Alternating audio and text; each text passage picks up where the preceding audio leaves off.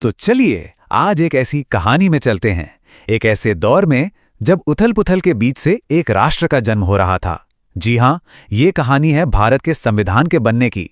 एक ऐसा दस्तावेज जिसने बिखरे हुए देश को एक धागे में पिरोने का, जो लगभग नामुमकिन सा काम था, वो कर दिखाया। ये तस्वीर देखिए, 26 जनवरी 1950 जब भारत एक गणतंत्र बना। है ना एक ऐतिहासिक पल। ये तस्वीर उसी पल की गवाह है। लेकिन इस मंजिल तक पहुंचने का जो रास्ता था ना, वो बहुत ही मुश्किल और तूफानी था। तो फिर चलिए चलते हैं वापस उसी दौर में और समझते हैं कि आज़ादी की वो सुबह अपने साथ कौन कौन सी बड़ी चुनौतियां लेकर आई थी। पता है, ये एक अजीब सा वक्त था। एक तरफ तो माहौल में जबरदस्त उम्मीदें थीं, एक नया जोश था, और दूसरी तरफ एक गहरा मोह भंग भी। मतलब आज़ादी की खुशी तो थी, लेकिन उसके साथ ही एक भयानक सच्चाई भी मुंह बाए खड़ी थी। और वो सच्चाई क्या थी? वो थी 1947 का बंटवारा। सोचिए, आज़ादी का जश्न बंटवारे की हिंसा और तबाही के शोर में जैसे कहीं खोसा गया था। सच में ये बर्बर हिंसा और जनसंहार का एक बहुत ही खौफनाक दौर था।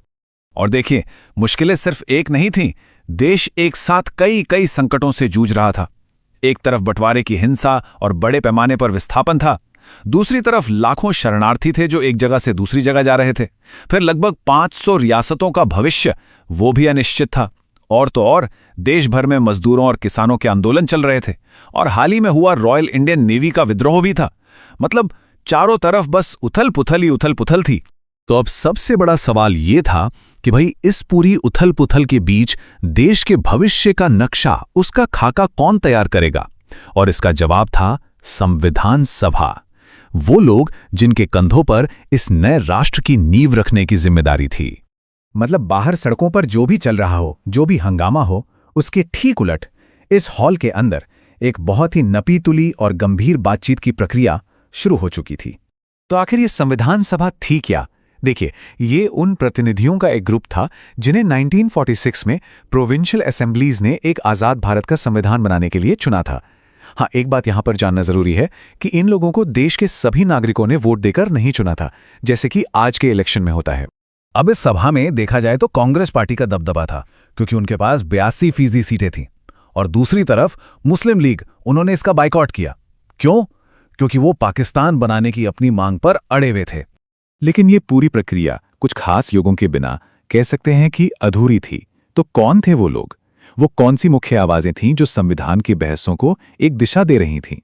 और पता है, यहाँ एक बात वाकई में बहुत दिलचस्प है कि इतने बड़े काम को कितनी समझदारी से अलग अलग कमेटियों में बांटा गया। जैसे संविधान का ड्राफ्ट तैयार करने की जो सबसे बड़ी जिम्मेदारी थी, वो थी डॉक्टर B.R. अम्बेडकर की अध्यक्षता वाली ड्राफ्टिंग कमेटी पर। वहीं केंद्र के पास क्या शक्तियां होंगी, इस पर जवाहरलाल नेहरू काम कर रहे थे। प्रांतों का संविधान कैसा होगा, ये वल्लभ भाई पटेल देख रहे थे। और सभा के नियम कानून बनाने का काम राजेंद्र प्रसाद की कमेटी कर रही थी। और इन सब में डॉक्टर B.R. अम्बेडकर की भूमिका वो सबसे अहम थी। सोचिए, एक समय में वो कांग्रेस के राजनीतिक विरोधी थे, लेकिन फिर भी उन्हें कानून मंत्री बनाया गया और संविधान के ड्राफ्ट को असेंबली से पास करवाने की जिम्मेदारी दी गई।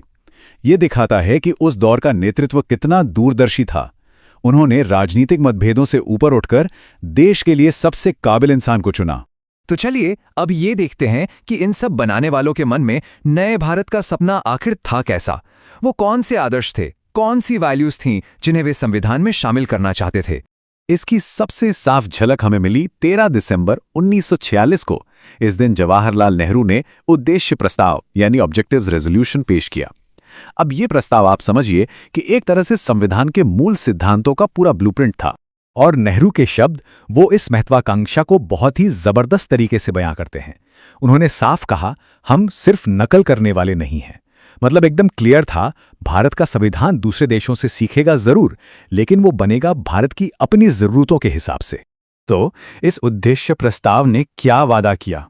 पहला, एक आजाद सॉवरेन रिपब्लिक का। दूसरा, सामाजिक, आर्थिक और राजनीतिक न्याय का। फिर विचार, अभिव्यक्ति, विश्वास, धर्म और पूजा पाठ की आजादी। साथ ही स्टेटस और अवसर की समानता। और हां, अल्पसंख्यकों, पिछड़े और जनजातीय इलाकों के लिए सेफगार्ड्स यानी सुरक्षात्मक प्रावधान। यही था नए राष्ट्र का ब्लूप्रिंट। तो चलिए आखिर में बात करते हैं इस पूरे काम के विशाल पैमाने की और उस विरासत की जो ये हमें देकर गया। पता है इस ऐतिहासिक काम को पूरा करने में कितना वक्त लगा? लगभग 3 साल, पूरे 3 साल। और इन 3 सालों में संविधान सभा की बैठकें 165 दिनों तक चलीं, 165 डेज, जिसमें हर एक क्लॉज पर, हर एक प्रावधान पर गहरी बहस हुई। और ये बहसें इतनी लंबी और डिटेल्ड थीं कि इनके रिकॉर्ड्स को 11-11 भारी भरकम वॉल्यूम्स में छापा गया। ये आंकड़े ही बताते हैं कि ये काम कितना बड़ा था। और इस इतनी गहरी, इतनी कठोर बहस का नतीजा क्या निकला? दुनिया का सबसे लंबा संविधान। और देखिए, हम वापस उसी तस्वीर पर आ गए हैं जहां से हमने अपनी बात शुरू की थी। एक ऐतिहासिक काम अब पूरा हो चुका था। तो आखिर में एक सवाल सोचना तो बनता है कि एक ऐसा दस्तावेज जो इतनी उथल-पुथल के दौर में बना, वो आज 1 अरब से ज्यादा लोगों के इस देश को कैसे आकार दे रहा है, कैसे चला रहा है?